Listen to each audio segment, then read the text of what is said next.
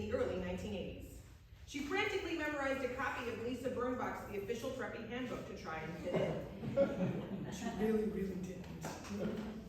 Her writing has been published in The New York Times, Long Reads, Creative Nonfiction, McSweeney's, and The Rumpus, among others. Kathleen also performs as a storyteller and has been featured on the Moth podcast and on such stages as Joe's Public Theater in New York City. She co-hosts the What's Your Story reading series in Bridgeport, where she lives with her husband and 2 children. Ladies and gentlemen, last but not least,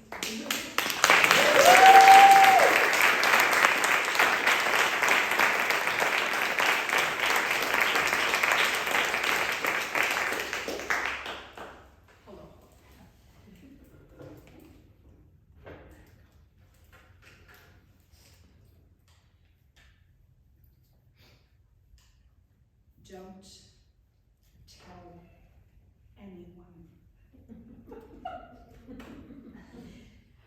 This was a phrase stated regularly in my childhood home and at Sunday dinners with my extended family, usually with dramatic pauses and in hushed tones. Another one was, "What do you think? I got stock in Con Edison?" whenever someone left a Yet another was, "Don't be saying his name in vain. He had nothing to do with it."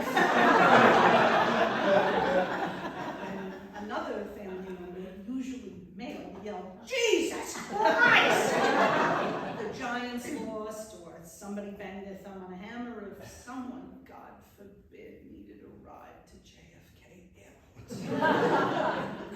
But the phrase, "Don't tell anyone," was uttered by nearly every woman in my family at some point in her life. It might have been only once or on a weekly basis, depending on the personality, when she was elbow deep in a soapy kitchen sink, or while she was speaking in a hushed whisper on a Harvest Gold wall phone and untangling the cord by holding it out at arm's length and letting it unravel, often while the other person was still on the phone. "Regina! Regina, are you there? Hello? Don't tell anyone" was a beckon, a covenant, and an Irish omerta. One of my family members said she heard the phrase so often that she had to keep a notebook by her phone when she was first married to keep track of what she shouldn't tell.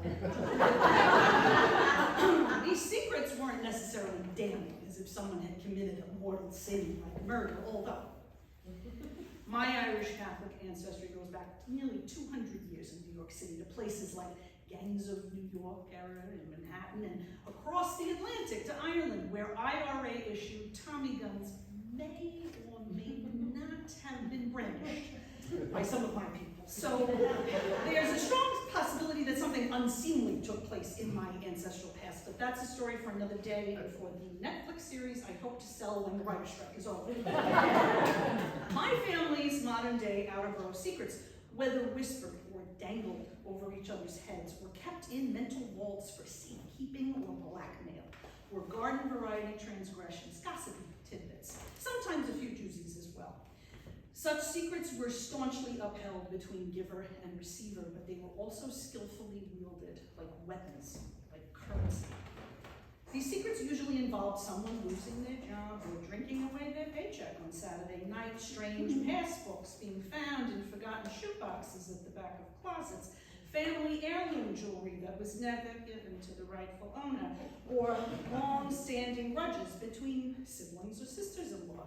Sometimes the secrets were told third and fourth hand, so they were hardly secrets by then, but something more like a vicious blood sport game of telephone. Often they were only shared between two people, mother and daughter, say, or two in-laws both beaten down by their dominating mother-in-law, or a new bride trying to find her footing in her husband's family ranks. To be asked into the circle of secrets was an honor, and to betray that circle by repeating those secrets elsewhere, well, that was a slippery slope. And trust me, all of the women in my family slid down that slope on their Irish caucuses more than once. As a kid, I'd have to listen really well if if I wanted to get the details right and crack the code, if I wanted to understand the real reason why so-and-so didn't come for Christmas dinner anymore, or why this uncle and that aunt refused to sit at the same table at a wedding reception, or why someone's great-grandparents were buried in separate plots, separate sections even, in Calvary Cemetery. When I was really small, just shy of the age of reason, I overhear these conversations and ask annoying, childish questions, often too loudly. What does boozer mean? What does it mean that they're having an affair? Is that like Family Affair on TV? What's Valium? And why does Aunt Margaret pops them like a sleeve of wintergreen serves? To which I'd be hastily shushed and scolded for eavesdropping. Well, why, I'd say, because it's personal, they'd answer, and it's not to be repeated. Which was terribly ironic, because that's exactly what they were doing. Someone would usually distract me by saying, here's a doll, go around the corner and get your father a hard pack of Marlboros. Roll, go around the corner to the deli and get me X-ploy, a classic move in any outgrown mother's playbook. But just like Michael Corleone in The Godfather, I realized that the secret, for all its intimacy, wasn't personal. It was strictly business. It was a transaction of sorts, and it was also an opportunity. I figured out pretty quickly that if I wanted any information, I needed to shut my mouth and listen. I needed to quietly observe to get all the pertinent details. I needed to notice and take mental notes, or risk losing information that I might never hear again. I did this because I needed to solve the puzzle of who we actually were. Not the version we displayed in Sunday church pews or while out shopping on the avenue, but at our most human moments, in the confines of cramped kitchens and cemented backyards, in the darkness of quiet bedrooms and the solitude of shaving mirrors. I needed to fill the holes in our family history, holes which those long-standing secrets had carved out and left bare. I needed answers to questions I could not ask. The truth was not often told because of cultural taboos, superstitions and grudges, and New York Irish Catholic gobbledygook. The people who kept these secrets were the people who were also undeniably harmed by them. They were holding their own heads under the water because they knew no other way out. So you might think I became a writer because I fell in love with books as a kid, because I had a high school English teacher who encouraged me, or because I studied with a college professor who opened my eyes to the possibilities of literature. I mean, all of that is true. That's not really when I became a writer. I became a writer because of that oft-uttered phrase, don't tell anyone. This is why I worked to find my writer's voice. I didn't want truth to hide in the shadows. I didn't want to perpetuate the unwitting generational harms that had been inflicted by shushing and shaming. I wanted to connect the dots. I wanted to make sense of things, both for myself and for future generations. I started writing stories about the very things I'd been told to keep quiet. At first, vulnerability frightened me and shamed me. Who was I to shed light on these things?